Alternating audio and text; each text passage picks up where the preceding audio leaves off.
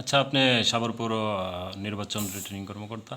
আপনি এখানে কতজন লোক আপনার এই যে প্রার্থিতা যারা রয়েছে তাদের বিরুদ্ধে কোনো অভিযোগ রয়েছে কিনা, এবং কি আপনার তাদের বিরুদ্ধে কোনো অ্যাকশনে বা আপনার কোনো ব্যবস্থামূলক কাজ করছেন কিনা, আর এখানে কেন্দ্র কতটি, আপনার নির্বাচন কেমন হবে?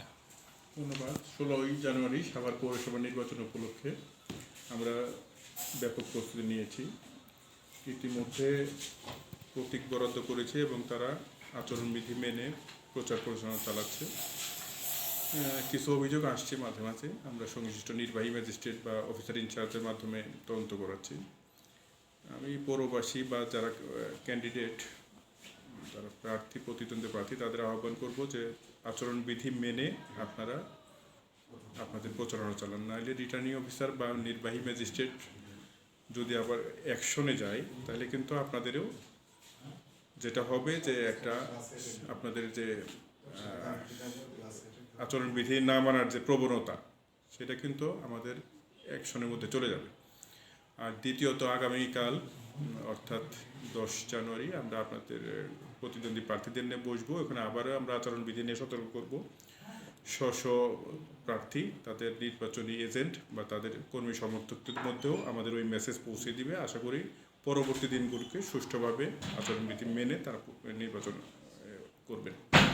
আর এখানে কেন্দ্র আছে 84টি। আমরা নিরাপত্তা ব্যবস্থা যদি বলেন, আমরা ব্যাপক পরিকল্পনা নিয়েছি। আগামী 13ই জানুয়ারি সাভার উপজেলা পরিষদ কমপ্লেক্সে মাননীয় প্রধান নির্বাচন কমিশনার স্যারের সাথে আমাদের একটা আইন শৃঙ্খলা মিটিং হবে।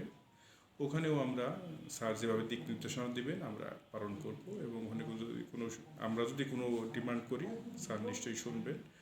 আমরা একটি অবাধ এবং সুষ্ঠু নির্বাচনের জন্য সাভার পৌরসভাকে রেডি করব।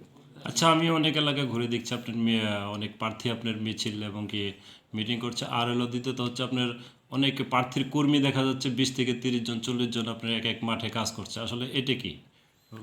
আচরণবিধির বিষয়টা আসলে মিছিল শোডাউন সম্পূর্ণই নিষিদ্ধ। অনেকে যারা করছেন বা যদি কোনো অভিযোগ পাই আমরা সাথে সাথে সেখানে পুলিশের টহল দল বা নির্বাহী ম্যাজিস্ট্রেটকে অবহিত করি। আর আরেকটা বিষয় হলো যে 20-30 জন যাওয়ার কোনো সুযোগ নেই, 5 জন করে ভাগে ভাগে যেয়ে আমরা প্রচারণার কথা বলেছি, বারবারই বলেছি। তারপরেও যদি কেউ অভিযোগ করে আমরা খতিয়ে দেখব। ভোটার সংখ্যা কত মনে আছে টোটাল? 1,88,000। 1,88,000। আচ্ছা, তাহলে আপনার এই যে যারা ভোটার রয়েছে তাদের উদ্দেশ্যে কিছু বলার আছে কিনা আপনার? ভোটারদের উদ্দেশ্যে আমার এই এক কথাই বা আমি একটু আগেও আমি নিজেই লিফলেট নিয়ে প্রচারণা চালিয়েছি যে ইভিএমে আপনারা এই সাভার পৌরসভায় প্রথমবারের মতো ভোট হচ্ছে।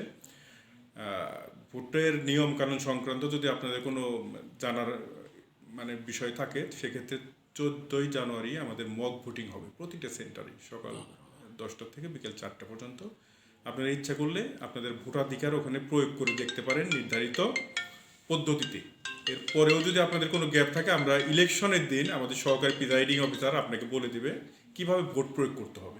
সুতরাং নতুন সিস্টেম হলেও আপনাদের কোনো সমস্যা হবে না ইনশাল্লাহ। যিনি কেন্দ্রে যাবেন তিনি ভোট দিয়েই ফিরবেন। আচ্ছা, এটা তো যে যারা ভোটার রয়েছে, ভোটার ছাড়া তো আর ভোট দেওয়ার কোনো ইয়ে আছে কিনা? না, ভোটারকে অবশ্যই উপস্থিত হতে হবে। এখানে অনেকে কথা বলে প্রথম ফিঙ্গার দেওয়ার পর মার্ক আসে, আর তারপর দ্বিতীয় ফিঙ্গার যে কোনো লোকে দিতে পারে না। এটা আমরা যেটা প্রথম 3টা উপায় এখানে। প্রথমে আমরা স্মার্ট কার্ড দিয়ে চেষ্টা করি, তারপরে ফিঙ্গার দিয়ে চেষ্টা করি, তারপরে ভোটার নাম্বার দিয়ে চেষ্টা করি। এটা হলো 1-to-1 ভেরিফিকেশন। যদি স্মার্ট কার্ড দিয়ে চলে আসে তাহলে তার ছবিটা চলে আসবে সাথে সাথে। স্মার্ট কার্ড দিয়ে অথেন্টিকেশন করলে ছবি চলে আসবে, দেন ভোটার ব্যালট পাবে। ব্যালট পাওয়ার পর সে গোপন কক্ষে যেয়ে ভোট দেবে এবং চলে যাবে। এটাই সিস্টেম। 16 তারিখে যে নির্বাচন অনুষ্ঠিত হবে, এটা কয়টা থেকে কয়টা পর্যন্ত হবে? এটা 8টা থেকে 4টা। Thank you.